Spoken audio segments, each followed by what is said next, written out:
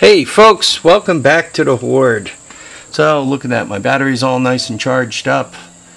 It is 12/12, 22.9 degrees Celsius, 57% humidity, and this is 71.7, Saturday, 8/29. Well guys,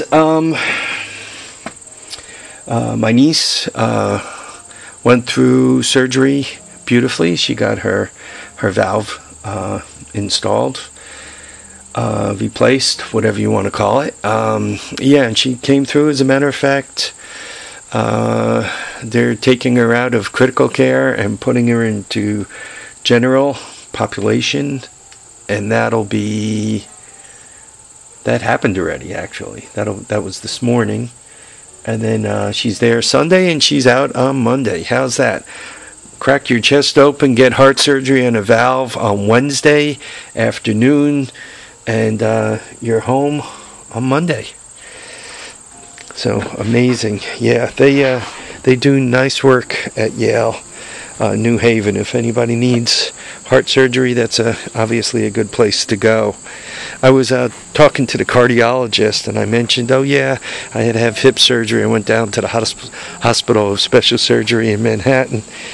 And he said, oh yeah, I had to have knee surgery. I went to the same place. I'm like, you work at Yale New Haven and you have your surgery at down in Manhattan? He goes, well, you know, I wanted to have it done at the right place. And I just looked at him and smiled and said, well, I'm glad I picked the right place also, obviously.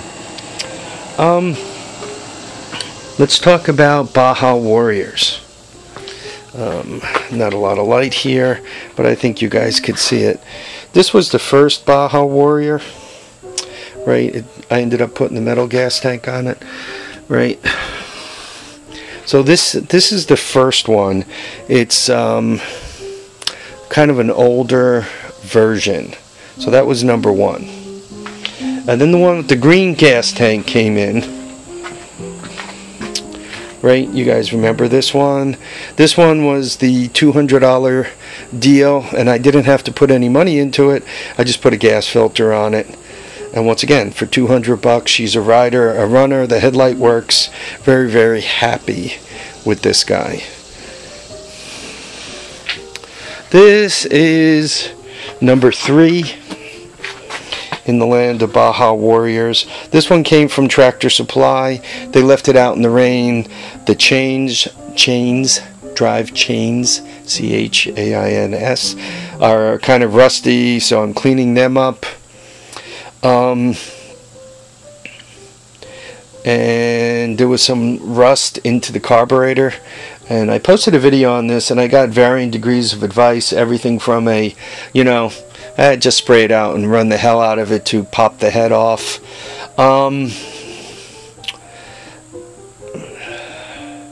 I don't think this engine has that many miles on it, so my lean is to pop the head off, clean it up, and run it right. If it was an old rat of an engine, I would probably just blow it out and run it.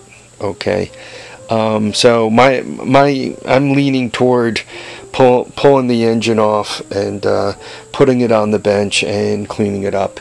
And then you guys could see how bad it is inside also. Some of you are probably curious, when it broke loose fairly easily. I put an 18mm on the clutch, as you guys remember, and it came right loose. Well, I don't know if 3 makes a hoard or 4 makes a hoard, but I had another one come home last night.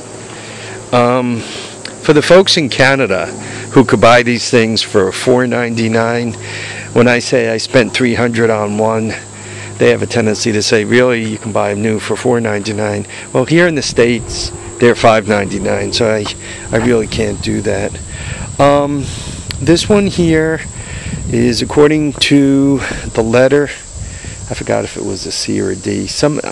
When I decoded it, I think I came out with 2013. This was a Craigslist deal, $300. You can see they didn't leave it out in the rain, but whoever owned it, always playing with my Big Willie. seem to have a bit of a fetish of some sort. This is the only damage I noticed on it. Starts, runs, moves, nice bike. Right. The headlight, for whatever reason, does not work. I don't know if the bulb is shot or what. I'm going to take that sticker off, but I think we'll name this bike Willie. Came with you know, wrenches and tools, which I kind of like. I should be careful sticking my hand in here. You know, for all I know, there could be a snake. So I don't know if any of you guys bought one of these new, and right, and know all the stuff that should come with it. The $200 bike, right, came with the $200 bike came with a manual. The guy photocopied it for me. So yeah, that's the newest. So it looks like I'm to the point where I have a hoard of these things. Why did I buy so many? One of these is going to transfer to my son's place out in Pennsylvania. Maybe eventually a second one will join it out there. So there'll be a couple of these out in Pennsylvania to run around his property on, which will be a lot of fun. So that's one thing I want to do with a pair of them. The other thing is when I have friends over riding, most people are better with mini bikes than they are with the quads or the three-wheelers. Most people with the quads, they're a little too big for them, and they have trouble maneuvering them. Like they'll, you know, take them down the trail and kind of rub them up against a tree or something. Then I have to kind of help them get it into reverse and get it loose. With the three-wheelers, they're just afraid. You know, everybody watched the reports back in yesteryear about how three-wheelers jump out of trees and crush people to death and so forth, that even if you walk near a three-wheeler, you could be injured. So most people are just completely afraid of the three-wheelers. So if you hand them a mini bike, especially one of these newer ones with the metal thing over the clutch, right? They seem to be less afraid. I don't know. You guys know my opinions on that, right? You can get drunk and stupid and fall, trip over your own 2 feet while walking down the road, right? Whose fault is that? You're going to sue the road? You know, you kind of own your behavior and you own your stupidity. If you do something dumb and you get hurt, you really should say, you know, I got hurt because I did something dumb, eh? I'm not saying that there isn't liability for products, right? Like if you buy a can of whipped cream and you're putting it on your Jell-O, it shouldn't explode and take you and the kids in your house and half the neighborhood out. I mean, that's just, you know, you don't expect that to come from a can of whipped cream. But by the same token, if you get on a motorcycle or a three-wheeler or a golf cart or a tractor, you know, inherently all of the above are dangerous, and you should be a little bit careful, pay attention, and definitely not play with them if you're stone cold drunk. Leaf peeking. I don't know if you guys could see that. It's getting to the point where we're getting a little yellow. It's been really, really dry in the Hudson Valley, so that normally means we get good colors, very bright colors, so that's something to look forward to. We're probably, what is it, we're probably 3 weeks from any real colors out there. The only thing that'll be changing now are the trees that are hurting a little bit for some reason, the trees that may not be back next year because it's been too dry for them. I guess that's about it. I don't know. We're at about 10 minutes. Yeah, I guess we can call this a video.